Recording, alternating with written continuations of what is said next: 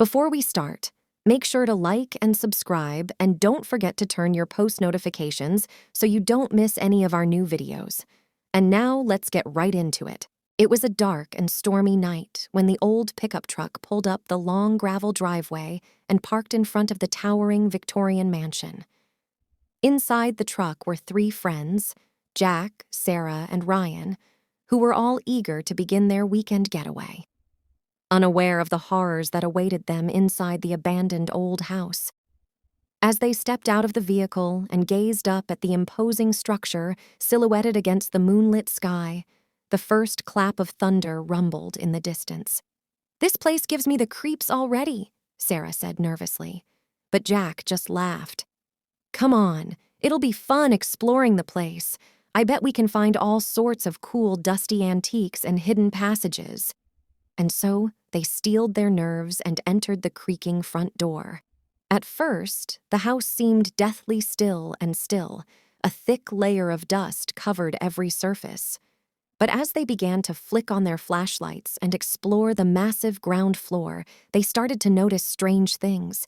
Cryptic messages had been scrawled onto the walls in what appeared to be blood.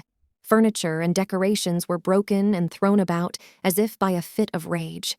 Unsettled, they decided to head upstairs to investigate more. That's when the screams began. A blood-curdling wail echoed through the hall, sending chills down their spines.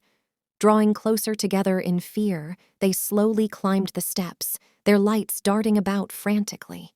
When they reached the second floor, another scream split the air, but this time it was cut abruptly short.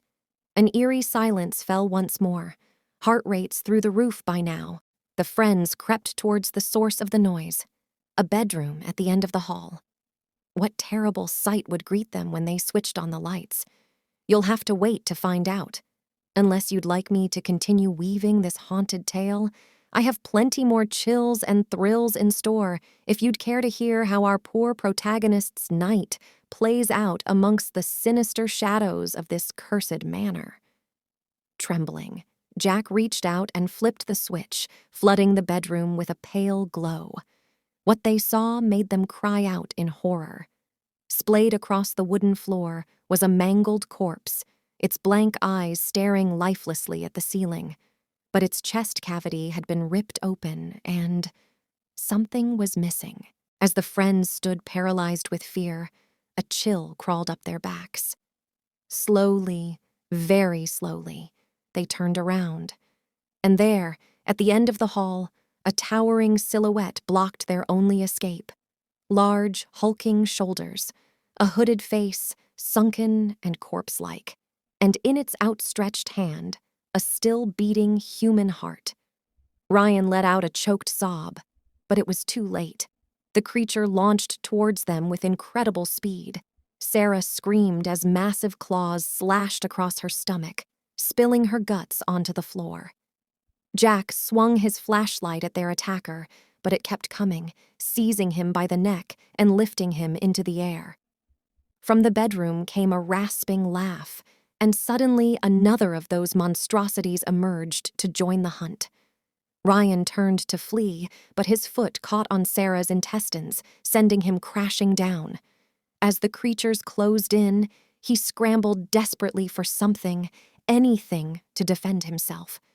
His hand clasped around an old rifle propped in the corner, left behind, perhaps, by some unfortunate past victim. With a deafening bang, he swung the rifle around, catching one beast in the throat with a spray of black blood. It gurgled and dropped Jack, clutching its ruined windpipe. Very well, the tale continues into even darker depths. Ryan's brief victory was short-lived. As the mortally wounded creature collapsed, its companion roared in primal rage. It lunged straight for Ryan with claws extended, all thought of toying with its food now gone. Ryan squeezed the trigger again, but click. The rifle was empty. He threw the gun aside and rolled away just in time, the monster's talons slashing only air. Heart pounding, he scrambled to his feet and bolted for the stairs. Behind him, he heard Jack's screams resume as the creature fell upon his lifeless body. Hot tears stung Ryan's eyes, but he dared not look back. Downstairs passed in a blur. As Ryan ran for the front door, hoping and praying it wasn't locked, the house itself seemed to twist and warp around him. The foyer stretched impossibly long, the exit shrinking away no matter how fast he pumped his legs. Finally, his outstretched hand grabbed the brass handle and he tumbled outside, collapsing onto the wet gravel in a sobbing, shaking heap. Or so he thought. For when Ryan looked up, gasping for breath, he realized with mounting horror that he was still inside. The foyer had returned to its normal proportions, and through the sitting room window, he saw the hulking shadow emerging from the staircase. Confused and afraid, Ryan crawled on hands and knees towards the only other door, pleading for a way out of this nightmare realm.